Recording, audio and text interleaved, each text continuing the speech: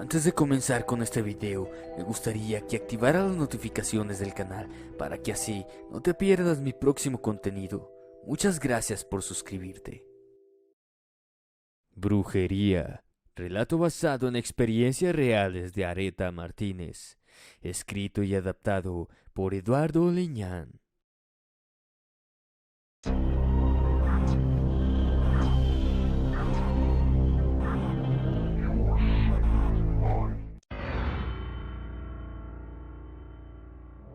Había cumplido 15 años y me hice novia de José Antonio. Él había sido mi primer amor. Nuestra relación duró unos 3 años y como un noviazgo tradicional, él había pedido permiso a mis padres para ser novios y todo marchaba muy bien. Como un par de jóvenes con muchas ilusiones, planeábamos casarnos en cuanto nos independizáramos y termináramos la escuela, cosa que jamás ocurrió. En aquel tiempo, él trabajaba como reportero en uno de los diarios locales y nos veíamos con frecuencia. Iba a mi casa o en la escuela donde platicábamos, ya que también estudiaba conmigo en la misma prepa. A pesar del poco tiempo que podíamos vernos, nos amábamos mucho y teníamos muchos momentos buenos. Sin embargo, un día, estando en un receso, una de las amigas de mi grupo empezó a decirme cosas que no comprendía, y una de ellas me dijo algo que me cambiaría mi manera de pensar sobre él. Según José, tenía otra relación. Lo habían visto acompañado de una mujer mayor que él. Era una señora de unos 35 años, quien tenía un hijo de 12 divorciada, y José, con apenas 18, pensaba que era una locura. Así que la diferencia de edades era evidente. Después de saber eso, algo se quebró en mí. La relación con él fue otra. Lo amaba mucho, pero después de saber esta terrible verdad, simplemente dejé de quererlo. Decidida entonces, tomé la decisión de dejar de verlo para siempre. Pasaron varios días en que no lo vi y él tampoco demostró querer verme, así que daba por hecho que la relación había terminado. Fue hasta varios días después que se presentó en mi casa, cabizbajo y con el rostro acongojado. Lo vi algo enfermo y a pesar de sus palabras sentía que no era sincero. Incluso vi una pizca de vergüenza en sus ojos al tratar de evitar ver los míos. José me invitó a cenar y yo me negué porque mis padres no me dejaban salir después de las 7 de la tarde. Él se alteró y discutimos sin remedio. Ahí se terminó todo y yo al cerrarle la puerta me sentí muy rara. Tenía sentimientos, pero no me dejé caer como esperaba. Días después comencé con mi periodo, pero algo andaba mal. Lo que se suponía debía ser una regla de 5 días, se prolongó por 36 con cólicos y sangrados que me debilitaron y me pusieron en riesgo con un cuadro anémico que amenazaba mi vida. Las fuerzas se me fueron con los 11 kilos de peso que bajé durante ese tiempo. Estaba tan mal que tuvieron que llamarle a mi mamá y ella llegó días después. Al verme se preocupó y me llevó de inmediato con un médico especialista y luego de unos estudios determinó que no había ninguna causa para mi problema. Lo mismo dijo el ginecólogo y me dio un medicamento que contuvo el sangrado. Finalmente, un endocrino de la misma forma no encontró ninguna causa para mi padecimiento.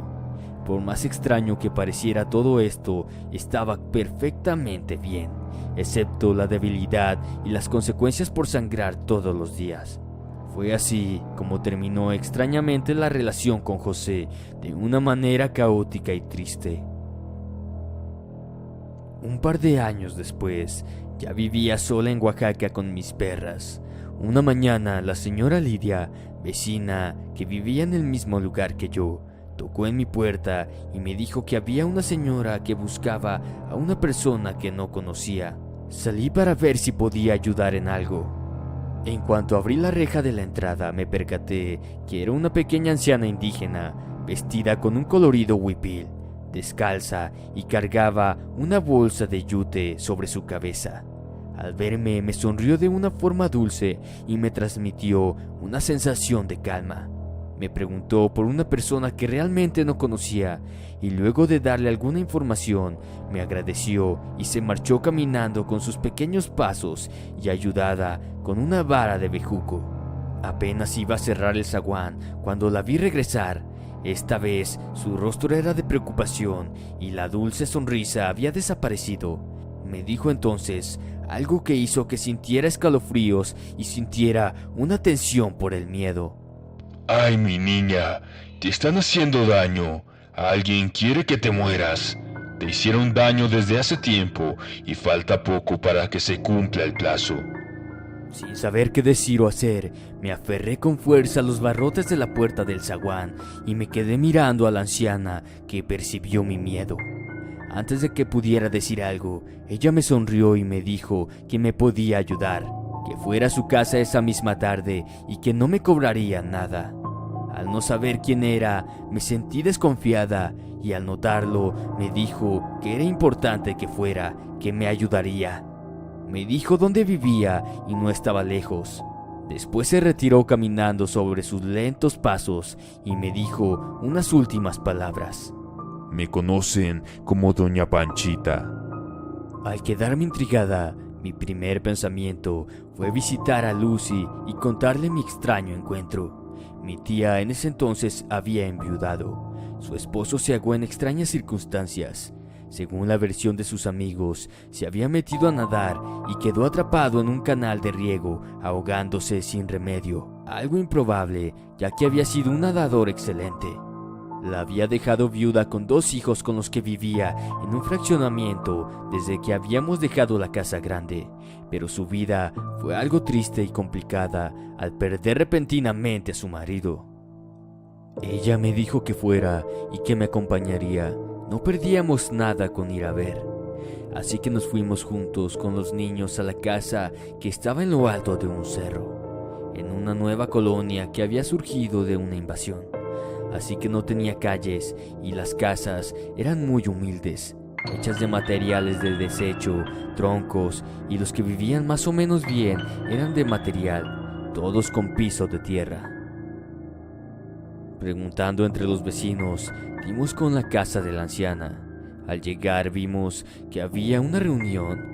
Varias personas parecían congregarse dentro de la humilde casa de la señora. En su mayoría eran indígenas harapientos, pero los que estaban cerca de la anciana, en medio de aquel lugar, vestían un huipil blanco con flores en la cabeza. Doña Panchita parecía estar en una especie de trance, ya que estaba como pasmada y hablando en dialecto. Lucy y yo nos quedamos viendo todo lo que hacían en medio de toda la congregación. Al parecer, respetaban mucho a la señora y estaban absortos en lo que estaba haciendo. Poco a poco nos fuimos acercando al centro de la reunión y todos, tomados fuertemente de las manos, por extraño que parezca, teníamos más curiosidad que miedo de ver todo aquello. Incluso los niños estaban bastante quietos. Mi tía y yo teníamos cierto conocimiento en las cosas esotéricas y extrañas gracias a Lala y sus historias sobre brujas. Entonces nos miramos y dedujimos que en realidad Doña Panchita era medium y podía convocar a los muertos para hablar a través de ella. Eso era lo que estaba pasando. De pronto se hincó con la cabeza agachada y alzó su cabeza para decir unas frases inentendibles. Puso los ojos en blanco y los dedos de sus manos se torcieron de una manera imposible. Se incorporó en tanto Lucy, los niños y yo nos abrazábamos asustados de ver la tenebrosa manifestación de algo que se introdujo en el cuerpo de la vieja. Comenzó a mirar alrededor del lugar como desorientada. Luego de un rato se nos quedó viendo fijamente y caminó con movimientos de hombre. Al estar frente a nosotros, abrió los ojos y habló. La sensación de incredulidad se cayó cuando reconocí de inmediato la voz que salía de la garganta de la anciana. Era del finado esposo de Lucy. La gesticulación de la anciana era de desesperación y ansiedad. Lucy, qué bueno que te encontré. Me dieron veneno, por eso no regresé. No morí ahogado. Luego de decir esto, su rostro cambió a uno triste e intentó acariciar a uno de mis primos, el cual se refugió tras de Lucy y al ver a la niña comenzó a derramar lágrimas con desesperación. Lucy, escéptica, empezó a preguntarle cosas que solo ella sabía. La anciana le respondió increíblemente a todas con certeza. Al espíritu que supuestamente tenía era de su finado esposo. Luego de muchas preguntas, la anciana comenzó a caminar por los alrededores y parecía que varios espíritus habitaban en ella en un momento, porque comenzó a interactuar con la gente diciendo cosas al parecer que eran ciertas. Yo estaba helada con todo aquello y luego de un par de horas, Panchita se volvió a quedar parada en medio del gentío, respiró hondo y cayó en el piso agotada y con sed. Luego de beber un poco de agua, me miró y me dijo que sabía qué me estaba pasando y me dijo que había que curarme. Necesitaba 9 curaciones para tumbar el trabajo que me habían hecho. Tenía que ir cada tercer día con una escoba de hierbas frescas recién cortadas que me dijo que llevara. Así lo hice por 8 ocasiones en las que fui y me barría en tanto decía algunas oraciones en dialecto.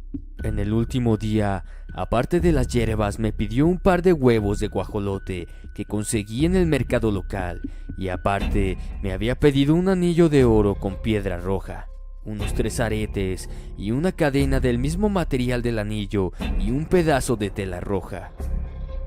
En este punto sentí un poco de decepción y sentimientos encontrados. Intuía que el truco terminaría con la pérdida de mis alhajas y que la anciana de algún modo se quedaría con ellas. Estuve a punto de dejar de ir, pero Lucy me dijo que confiara en la anciana. Así que me di a la tarea de conseguir todo lo demás. Casualmente tenía el anillo con rubí, los aretes y la cadena que cargaba cada que iba a ver a la anciana. Hice una especie de bolsita con la franela roja y metí ahí los objetos.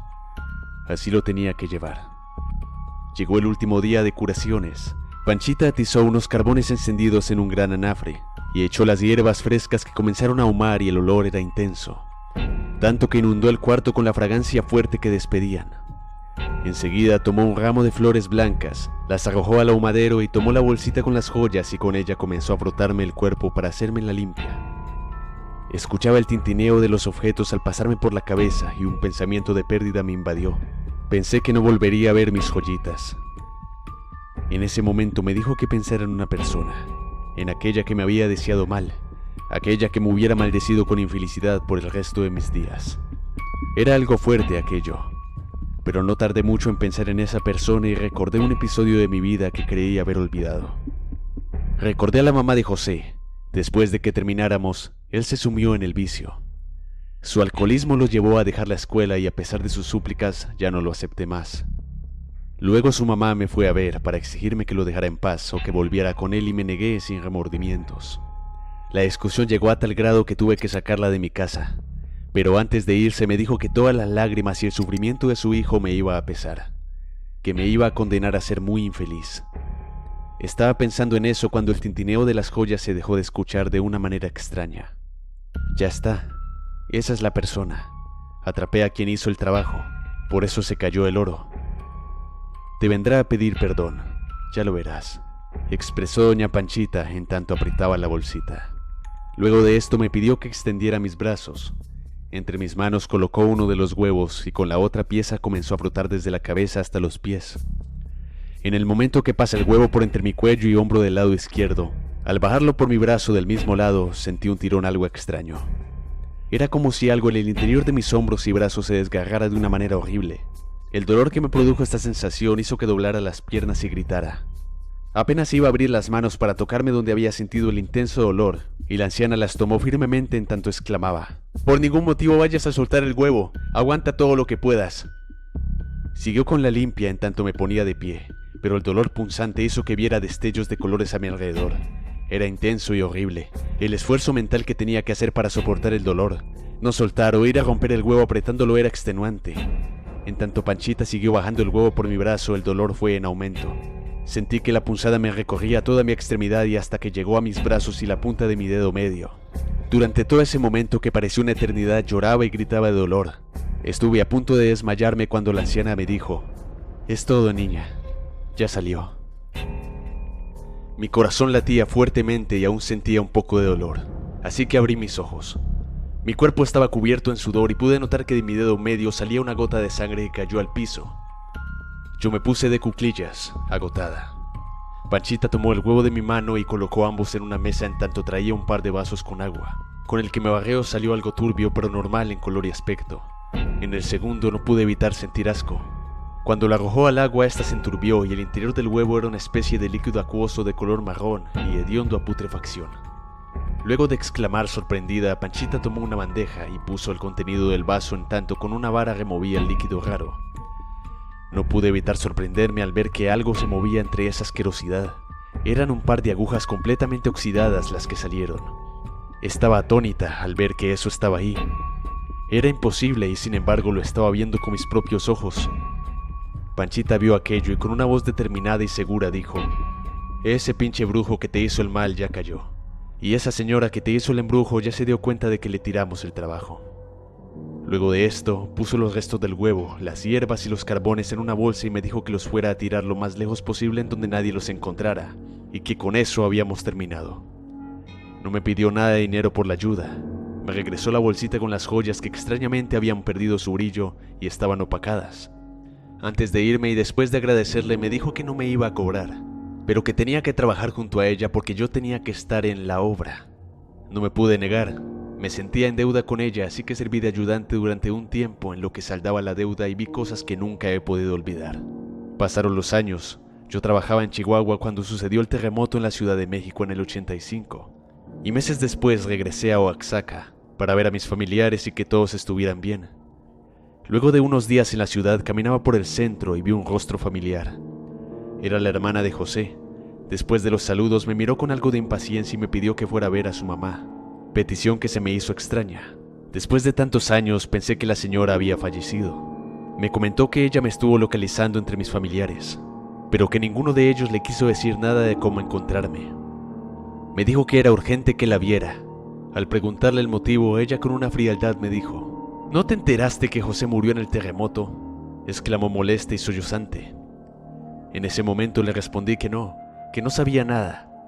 Me contó que él estaba hospedado en el Hotel Regis cuando sucedió el temblor. Les entregaron los restos que quedaban de su hermano semanas después. Quedé entonces de ir a ver a su mamá y nos despedimos. Le conté a Lucy sobre el encuentro y ella con severidad me dijo que no fuera, que si me había hecho daño una vez lo intentaría de nuevo. Yo no sentí temor. Ya era adulta y sabía muchas cosas para poder protegerme. Así que decidí ir a casa de la mamá de José. Apenas me vio, la señora se acercó a abrazarme con fuerza y comenzó a pedirme perdón entre sollozos y una voz llena de arrepentimiento. Le dije que no había nada que perdonar. Entonces me pidió acompañarla y entré a su sala. Estaba como la recordaba cuando llegué a ir durante mi adolescencia. Sobre la pared había varios retratos, pero un par me llamó la atención. En uno de ellos estaba José con su esposa vestida de novia, y él muy guapo con un smoking. En la segunda estaba él solo. Se veía muy gallardo con el traje de boda y la expresión en su rostro era de soberbia. Luego de servirme un café que por supuesto no probé, comenzó a contarme todo lo que había sucedido. Habían pasado ya 6 meses del temblor y empezó a tocar el tema del perdón. Disculpándose me reveló que me había dado unos polvos de brujería cuando anduve con su hijo y que me había trabajado durante mucho tiempo con un brujo. Ella deseaba que no estuviera con él y mucho menos me casara con su amado hijo, al considerar que él iba a ser el mozo de mi familia. En ese momento un torrente de buenos, malos y dolorosos recuerdos me invadieron. Todos a la vez y mi corazón latió fuertemente en tanto comencé a llorar con coraje y sentimiento al saber eso. El amor de quinceañera que sentía por José surgió de nuevo en un torrente cálido cuando le grité a la señora el por qué había hecho eso. Ella llorando tan solo me pedía perdón en repetidas ocasiones. Me dolió y me dolió muchísimo enterarme de la verdad. Entre lágrimas de dolor y vergüenza la señora empezó a decirme que estaba muy arrepentida y que había prometido contárselo todo a José si aparecía vivo, que se humillaría ante él para revelarle la verdad de sus acciones erradas, ya que ella había sido culpable de que él nunca alcanzara la felicidad desde que terminamos por causa de ella. Su vida había sido infeliz, en su matrimonio fracasó porque nunca pudo olvidarme. No terminaba de decir esto cuando sentí un frío que me caló en mi costado y el ambiente en la sala se hizo más denso. Por unos instantes pude ver surgir una sombra oscura en la realidad que se movía hacia donde estaba el cuadro de José, y este se balanceó como si una fuerza invisible lo moviera con violencia, tanto que terminó cayéndose y el cristal haciéndose añicos y rompiéndose el marco. La señora al ver esto entró en pánico y gritó el nombre de su hijo en tanto pedía que la perdonara. Yo llevé mis manos a mi rostro y comencé a llorar muchísimo. Al ver el mal estado de la señora, corrí a abrazarle y le dije con sinceridad que la perdonaba, que no había rencores y que sí había amado mucho a su hijo al igual que él a mí. Luego de un rato nos despedimos y ella me pidió visitar la tumba de José. No sabía si los restos que encontraron en los escombros eran de él, pero le habían hecho su funeral. Yo no quise saber más del asunto y me alejé de esa familia. Seguí con mi vida y de ese penoso momento que me marcó para siempre solo queda este doloroso recuerdo. Infraescuchas, ¿qué les ha parecido este tremendo relato de brujería al lado de Albahaca 97? Por favor, date una vuelta a su canal. Abajo en la descripción encontrarás el link. Saludos para Kansensube Kaulitz, Lobby Blasquez, Clara Jara. Saludos también para Antonio 72950 de España. The True Magen, Diego García Méndez, Víctor y Cristina Nieto de parte de Guadalupe Nieto.